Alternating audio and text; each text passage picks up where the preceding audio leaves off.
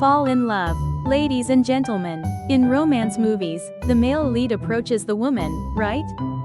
They accidentally meet at a cafe, accidentally read the same book, and accidentally share an umbrella on a rainy day. Beautiful, isn't it? But what if? What if all of that was planned? What if that man tracked your movements for 3 weeks? What if he researched your favorite music, favorite food, favorite films, every last thing? And what if the reason he approached you wasn't love, but revenge? That's the story today. Name of the protagonist: Ethan Kross. Age: 32. Former New York prosecutor. Height: 6 feet 2. His looks are decent. No, honestly, he's handsome. But his eyes? A little cold. The eyes of someone who's been staring at something for a very long time. Current job? Unemployed. Why unemployed? Because he lost everything. To be precise, his entire family did. November 2015. Ethan's father, Michael Kross, CEO of mid-sized construction firm Kross Construction. 200 employees. Annual revenue about $35.7 million USD. A respected name in the industry. That fall, there was a bid for a New York City redevelopment project. Amount $3 billion. Michael Kross had prepared for 2 years to win it. From design blueprints, to environmental impact reports, resident consent forms, and financing plans. It was perfect. Bid day. Michael Kross was confident. This time, we've got it. The envelopes were opened. First place Richardson Group. Michael Kross couldn't believe it. This can't be. Our proposal was clearly superior. Investigation revealed the Richardson Group had bribed city officials. Michael Kross reported it, but then, the evidence vanished. Witnesses went silent. His attorney told him to drop the case. 2 weeks later, Kross Construction filed for bankruptcy. Bank loans were abruptly called in, and partner companies terminated contracts all at once. Later they learned, it was all pressure from the Richardson Group. December 24, 2015. Christmas Eve, Michael Kross hanged himself in his office. His note read, "I'm sorry, son. Your father was weak." Ethan was 22, second year in law school. At the funeral, he didn't shed a single tear. Instead, he made a vow: "I will have revenge." 10 years later, Ethan became a prosecutor to destroy the Richardson Group legally. But the company was flawless. On the surface, chairman's name Robert Richardson, age 65, one of Forbes's 50 richest Americans. Construction, real estate, finance, there was nowhere he hadn't sunk his hands into. And the man himself was the embodiment of ruthlessness. Ethan investigated the Richardson Group for 3 years, but he found no evidence. Everything was immaculately arranged. A platoon of lawyers on call 24/7. Accountants who perfectly manipulated the books. And politicians who kept their mouths shut. One day, in despair, Ethan saw an article. Richardson Group heiress attends Fashion Week. The woman in the photo, named Victoria Richardson, age 28, Robert Richardson's only daughter. Ethan dug through her social media. Louis Vuitton bags, Versace dresses, bought me. The textbook rich, spoiled heiress. Ethan decided, use her. The plan was this. Step 1, approach Victoria naturally. Step 2, pretend to fall in love and build trust. Step 3, use her to access insider information on the Richardson Group. Step 4, secure decisive evidence. Step 5, expose everything. Step 6, bring down the Richardson family. It was perfect, or so it seemed. Williamsburg, Brooklyn, a small cafe, the roasting point. Ethan tracked Victoria's movements for 3 weeks. Every Wednesday at 10 a.m., she ordered a latte at this cafe, sat by the window, and did design work on her laptop. She stayed about 90 minutes, and left at 11:30. A flawless pattern. That Wednesday, Ethan arrived at 9:50. He took the seat next to the window, ordered an Americano, and waited. 10:03. The door opened. Victoria walked in. Sunglasses, cream-colored coat, Chanel bag. She ordered at the counter. Oat milk latte, please. Her voice was softer than he expected. She came to the window seat, right next to Ethan. She hung her bag on the chair, pulled out her laptop, and started putting in her earbuds. Ethan took a deep breath. Now, he deliberately turned his body and knocked the cup with his forearm. Thud, coffee spilled right onto her Chanel bag. Victoria gasped. Oh my God. Ethan jumped up, feigning panic. I am so sorry. I didn't mean oh my God, your bag. He grabbed some napkins and hurried to wipe it. Victoria lifted her bag and said, It's fine, it's just coffee. Ethan looked genuinely apologetic. No, I'm really sorry. That's a Chanel, right? I'll pay for cleaning, or I'll buy you a new one. Victoria looked at him, a few seconds of silence. And then, she smiled. There's no need, accidents happen. Ethan kept apologizing. At least let me buy you a coffee, please, I feel awful. Victoria hesitated for a moment. Then nodded. All right, let's do that. Ethan clenched his fist inwardly. Success. But he kept his face perfectly calm. Thank you, I'm Ethan. She extended her hand. I'm Victoria. A handshake. Ethan's plan began in that moment. But there was one thing he didn't know. When Victoria first saw him, she already recognized his face. For the next 2 weeks, Ethan and Victoria met often. First, date walk across the Brooklyn Bridge.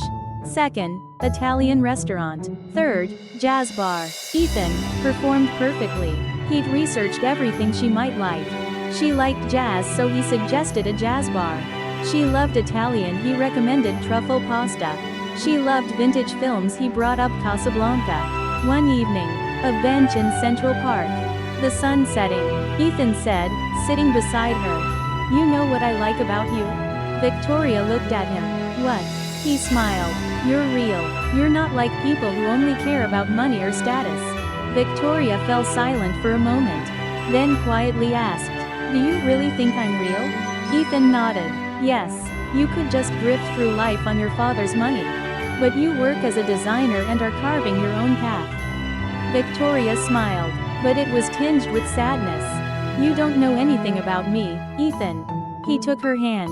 Then tell me. That night, they kissed for the first time. Ethan thought, right on plan. But his heart was racing. A reaction that wasn't in the plan. A month passed. On the surface, Ethan and Victoria's relationship was perfect. But Ethan began to feel something was off. For example, one day he said, I've been craving Thai food lately. The following week, Victoria cooked Thai dishes: pad Thai, tom yum goong, green curry. Another time he said offhand, I used to love jazz, but lately I'm into blues. A week later, she had tickets to a blues concert. And once he said, my favorite book is The Great Gatsby. The next day, she gifted him a first edition. Price about $5,000. Ethan grew more confused. What is with this woman? Why is she so perfect? She seemed to know everything he wanted before he even asked. And there was a bigger problem. He was acting, but real feelings were forming. One night, at Victoria's apartment, they sat on the sofa, drinking wine. Victoria held his hand and asked, Ethan, can I ask you something? He nodded. Of course. She hesitated, then asked, Why me? Ethan was thrown. What do you mean? She looked straight at him. You could date anyone. Why did you choose me? Ethan had answers prepared. Because you're special. Because you're different. Because I fell for you. But in that moment, he said something else. The truth slipped out. When I'm with you, everything else disappears. Victoria blinked. Everything? Ethan nodded. Yes, my past, my pain, all of it. Those words weren't in the plan, but they were true. Victoria smiled, then hugged him. Me too. That night, Ethan couldn't sleep. What am I doing? He'd started for revenge, but emotions were getting involved. It was dangerous. By the second month, Ethan made up his mind. I can't delay anymore. I need evidence. One Friday night, Victoria's penthouse. While she was in the shower, Ethan slipped into the study. He searched the bookcases, opened drawers, checked files. Where is it? Company documents, contracts, anything. Then, behind the shelves, he spotted a black file. He pulled it out. On the cover, Revenge Project. Ethan's heart stopped. Revenge Project? He opened the file with trembling hands. First page. His photo. Profile details. Name, Ethan Cross. Age, 32. Occupation, former prosecutor.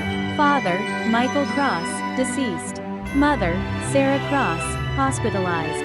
Background, Cross Construction bankruptcy, 2015. Below it, a memo. Target, Ethan Cross. Date of approach, October 3rd. First contact, success.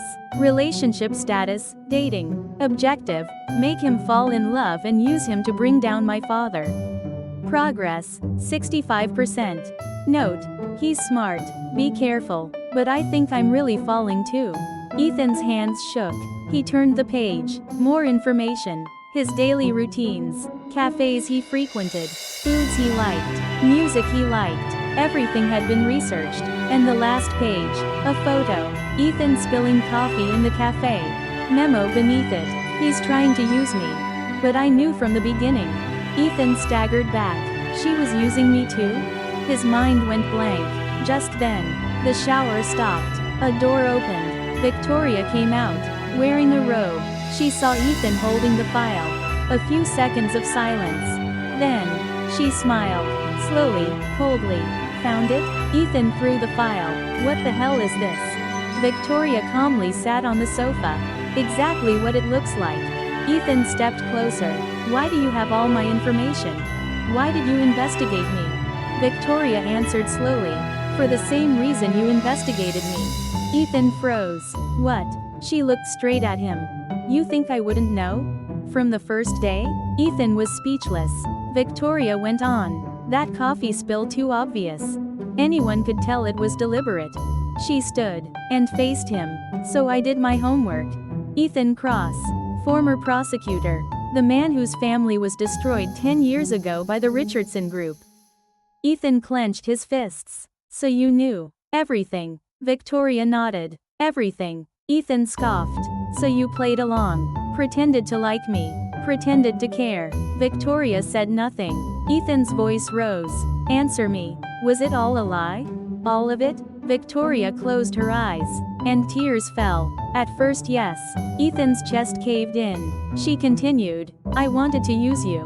To get revenge on my father. Just like you were using me. She looked at him.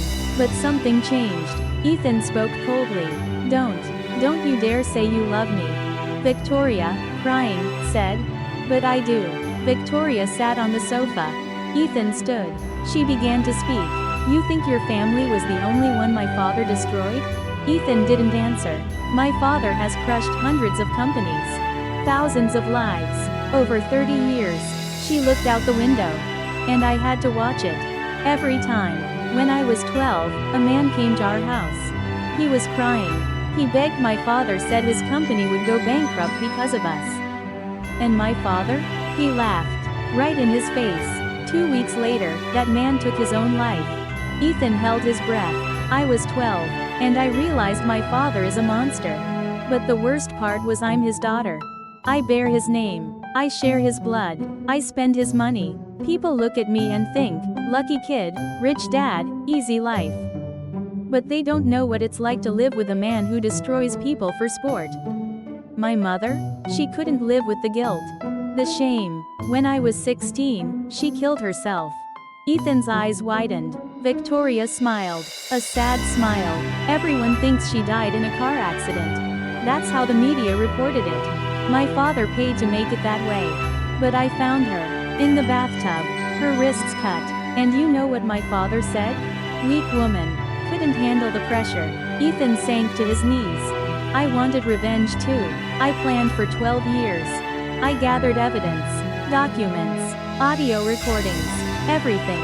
And then I saw you. Ethan Cross. Michael Cross's son. A man who wanted revenge as well. I thought, perfect. Use him. He won't even realize he's being used. But, she broke down crying. I fell in love with you. Ethan looked at her. His eyes filled with tears too. And I realized, revenge won't bring them back. Your father, my mother, all of them. But maybe if we do this together, we can stop him. Victoria stood and walked to the study. She opened a safe and took out a USB drive. She handed it to Ethan. "This is everything." Ethan stared at the USB. "What's on it?" "Evidence from 12 years. Bribe records. Offshore accounts. Illegal contracts. Transfer logs. Everything. Since I was 16, I copied files from my father's office." He never suspected his own daughter. Ethan gripped the USB. "Why are you giving this to me?" She looked at him. "Because I trust you. And I don't want revenge anymore. I want justice. But I can't do it alone. I'm his daughter. If I go public, people will say I'm just a spoiled kid seeking attention. But you're a former prosecutor. People will listen to you." Ethan stared at her for a long time. Then he asked, "Why should I trust you?" Victoria smiled. "You shouldn't. I lied to you. Manipulated you. Used you. But ask yourself, were you honest with me?" Ethan couldn't answer. "We're the same, Ethan. Both liars. Both using each other. But at some point it became real." Ethan closed his eyes. He knew she was right. He slipped the USB into his pocket. And looked at Victoria. "If we do this, there's no going back." She nodded. "I know. Your father will go to prison. You'll lose everything, money, your name, all of it." She smiled. "I never wanted any of it." Ethan stepped closer. "One more question. Yes? Do you truly love me? Or is this part of the plan too?" Victoria cupped his face in her hands. And kissed him. When the kiss ended, she whispered, "Does that answer your question?"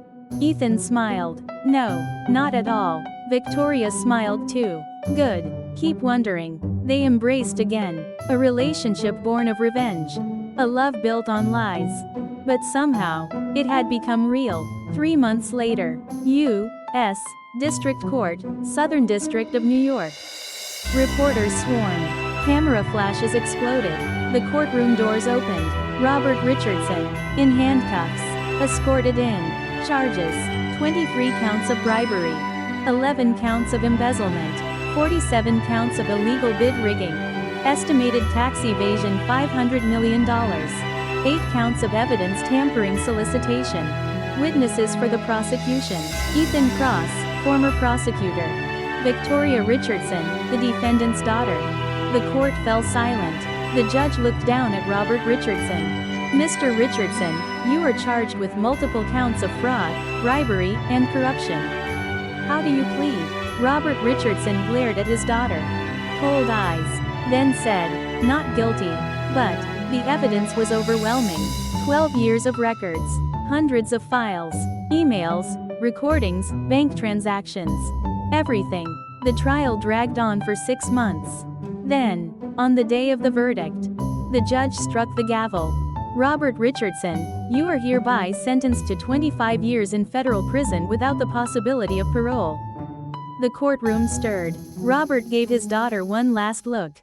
And said, "You are no longer my daughter." Victoria stood. And answered, "Good, I never wanted to be." Epilogue: A New Beginning.